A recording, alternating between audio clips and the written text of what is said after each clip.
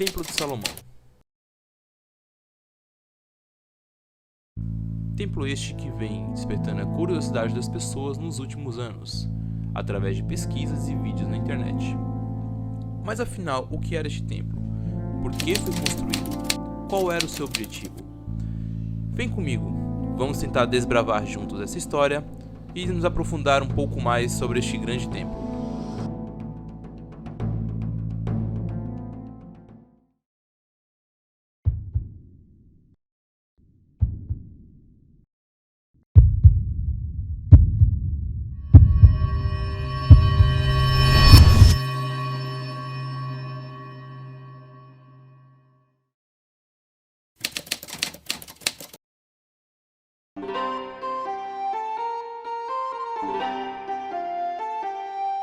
De acordo com a Bíblia hebraica, o Templo de Salomão teve sua construção em meados dos anos 1000 a.C. Sabe-se que foi construído em Jerusalém, a mando de Deus para Davi, rei de Israel. Mas por ser um guerreiro e ter suas mãos sujas de sangue, foi passado este dever para seu filho, Salomão.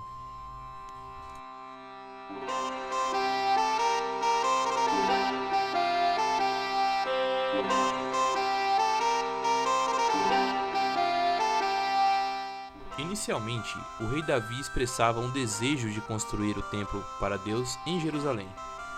No entanto, Deus faz uma promessa a Davi, por meio do profeta Natã, indicando que seus descendentes seriam responsáveis pela construção do templo. Isso é encontrado em 2 Samuel 7, 12 e 13, que diz: Quando teus dias forem completos e vieres a dormir com teus pais, então farei levantar depois de ti um dentre tua descendência, a qual sairá das tuas entranhas, e estabelecerei o seu reino. Este edificará uma casa em meu nome, e confirmarei o trono do seu reino para sempre. O papel da construção então de um templo ficou para o rei de Israel, rei Davi. Embora não seja permitido construir o templo, é ativamente envolvido nos preparativos para a construção. Ele reúne materiais preciosos e acumula recursos para o projeto durante o seu reinado. Isso é descrito em 1 Crônicas 22, 6, 10, que diz: Então chamou Salomão, seu filho, e ordenou que edificasse uma casa ao Senhor Deus de Israel. E disse Davi a Salomão: Meu filho, quanto a mim, tive em meu coração o propósito de edificar uma casa ao nome do Senhor, meu Deus. Porém, veio a minha palavra do Senhor, dizendo: Tu derramaste sangue em abundância e fizestes grandes guerras. Não edificará a casa em meu nome. Portanto, muito sangue tens derramado na terra perante mim. Eis que o filho que te nascer será o homem de repouso, porque repouso-lhe hei de dar de todos os seus inimigos ao redor. Portanto, Salomão será o seu nome, e paz e descanso darei a Israel nos seus dias. Ele edificará uma casa em meu nome, e me será por filho, e eu lhe serei por pai. E confirmarei o seu reino sobre Israel para sempre. Então assim, após a morte do rei Davi, Salomão assume o trono e inicia os preparativos para a construção do templo. Ele continua a reunir recursos, estabelece acordos com o rei Irã de Tiro, hoje atual Líbano, para obter materiais de construção e começar a sua obra. Em troca de cevada, trigo, azeite e vinho, o rei Hirão de Tiro, hoje Líbano, ajudou na construção do templo, mandando madeiras de cedro e homens especializados no trabalho em madeira e pedra. Dentre esses homens, ele enviou Hiram Abi, a qual passou a ser chamado mais para frente de Hiram Abi, homem esse que tinha por especialidade trabalhar com bronze, que também era um ótimo profissional em madeira e pedra. Encarregado das obras em bronze, Hiram Abi construiu 2 colunas de bronze e ficava à frente do templo, e também construiu o mar de fundição, ou caldeirão que ficava a caixa d'água do lado de fora do templo.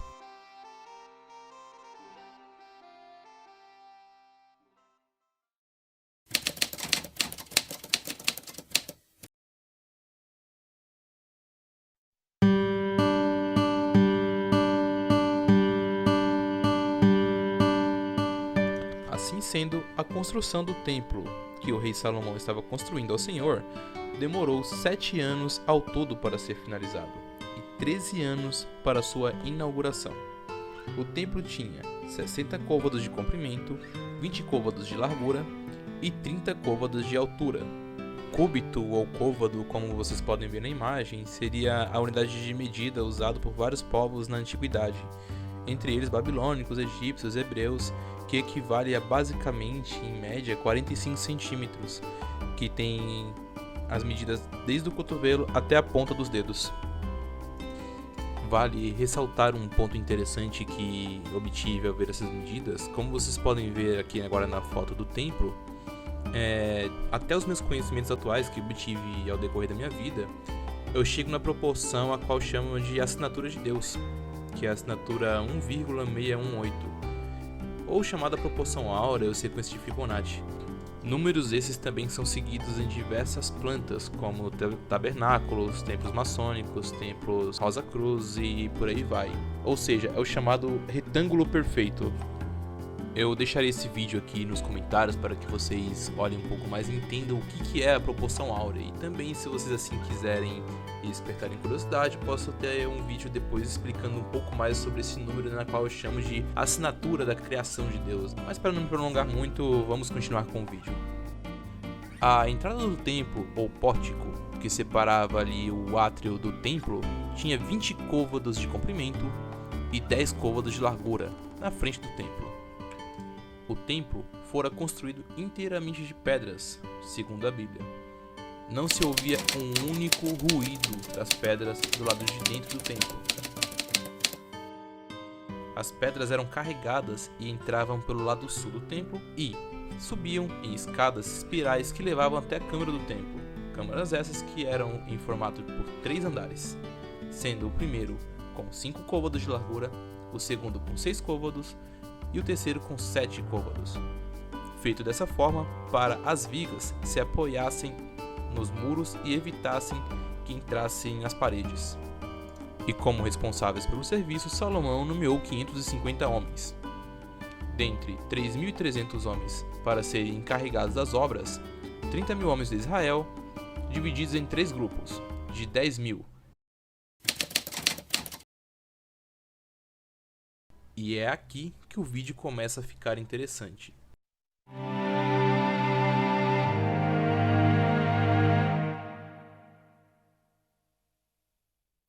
Como vocês podem ver na imagem, o templo era dividido em 3 partes principais: o pórtico ou o átrio, o santuário e o Santo dos Santos. Mas não é por acaso que foi feito dessa forma. Este templo foi pensado juntamente com o tabernáculo. Como vocês podem ver, aqui está a foto do que era o tabernáculo.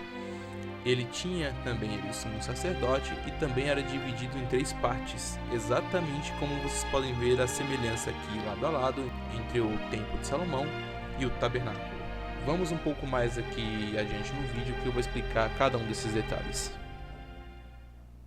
As paredes do templo eram feitas de madeira, de cedro e forradas a ouro. A parte chamada Santo dos Santos, onde ficavam a Arca da Aliança e os 2 querubins, como vocês podem ver também na imagem, iguais feitos em madeira e revestidos também em ouro, tinham a altura, no caso dos querubins, de 10 côvados, que simbolizava a proteção das coisas sagradas, e no caso que ficava ali no meio, que seria a Arca da Aliança. Pessoas, essa arca merece um vídeo apenas para ela, de tanta coisa que pode ser dita sobre ela. Mas resumindo, o que guarda dentro dessa arca são as 2 tábuas de pedra com os 10 mandamentos que foi ordenado de Deus para Moisés. Essa parte também era onde ficava o trono do rei Salomão, que simbolizava de onde vem a famosa sabedoria do rei. O Santo dos Santos, ou conhecido como a Casa de Deus, era apenas acessível ao sumo sacerdote, que era permitido ali entrar, e apenas uma vez por ano no Yom Kippur, o dia do perdão judaico, quando um sacrifício era oferecido para o Salvador de Israel. Segundo diz a lenda também, ao entrar nessa câmara ou nessa Casa de Deus, ele entrava amarrado por uma corda, pois se ele demorasse muito a retornar, possivelmente estaria morto, e teria que ser puxado a corda para recuperar o seu corpo. Tábuas essas que sumiram em 586 a.C., com a destruição do templo.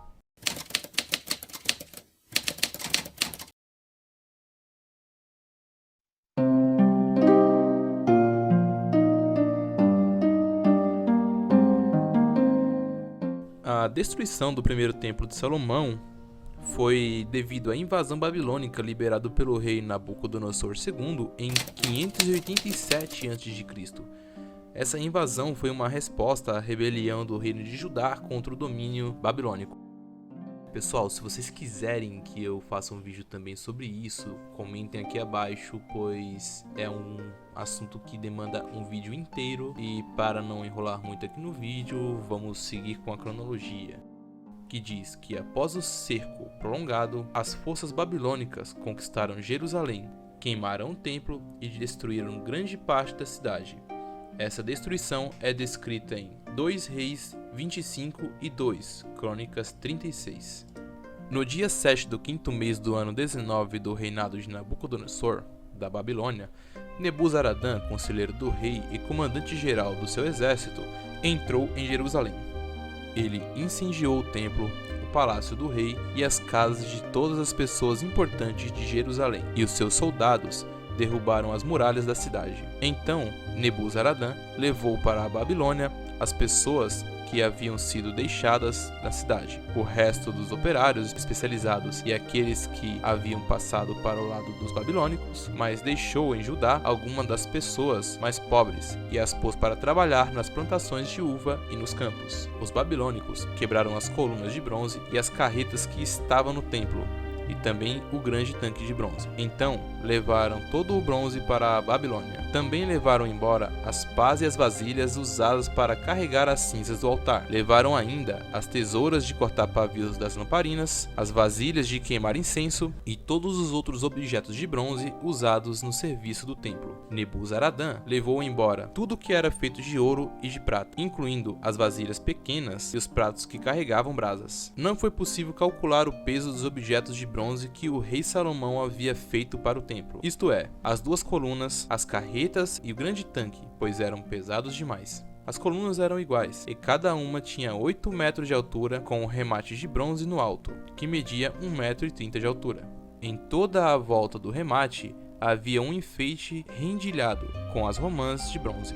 Então Deus fez com que o rei da Babilônia marchasse com seu exército contra eles. Ele matou os moços, a espada, até mesmo no templo. E não teve dó de ninguém, nem dos moços, nem das moças, nem dos adultos, nem dos velhinhos. Deus entregou todos nas mãos do rei da Babilônia. Este pegou todos os objetos do templo, os grandes e os pequenos, todos os tesouros do templo, do rei e das altas autoridades, e levou para a Babilônia. Os soldados queimaram o templo, derrubaram as muralhas de Jerusalém, queimaram todos os palácios e destruíram todos os objetos de valor. Os moradores de Jerusalém, que não foram mortos, foram levados como prisioneiros para a Babilônia, onde se tornaram escravos do rei e dos seus descendentes, até que o reino da Pérsia começou a dominar. Assim se cumpriu o que o Senhor tinha dito pelo profeta Jeremias: o país ficará em ruínas 70 anos, e durante todo esse tempo a terra vai guardar os seus sábados e descansar.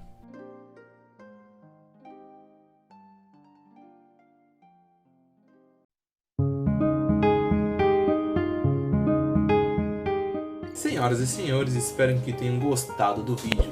Fiz ele com muito carinho e estarei aqui retornando com o canal. Espero que comentem aqui abaixo também o que acharam e deem dicas dos próximos vídeos. Não seguirei apenas com esses temas bíblicos, esse foi apenas uma introdução para que eu consiga falar de demais temas também, envolvendo história da sociedade, esoterismo e por aí vai. Então pessoal, já faço aqui minha primeira promessa: se o canal chegar a 1000 inscritos, que é o que eu preciso aqui para monetizar o canal, eu digo para vocês o meu relato com a ayahuasca. Então eu explicarei também no próximo vídeo, provavelmente, o que é a ayahuasca, mas o meu relato pessoal sobre tudo que passou e tudo que eu passei em todos esses anos que eu já estou consagrando a ayahuasca, eu irei compartilhar com vocês assim que chegar a 1000 inscritos, tudo bem?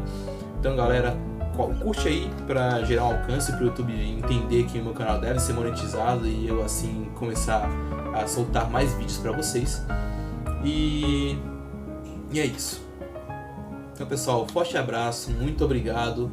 Curte aí, compartilha com as pessoas que vocês assim acham que precisam receber essa mensagem. E comentem o que vocês acharam do vídeo e o que vocês querem com o próximo tema. Forte abraço, galera.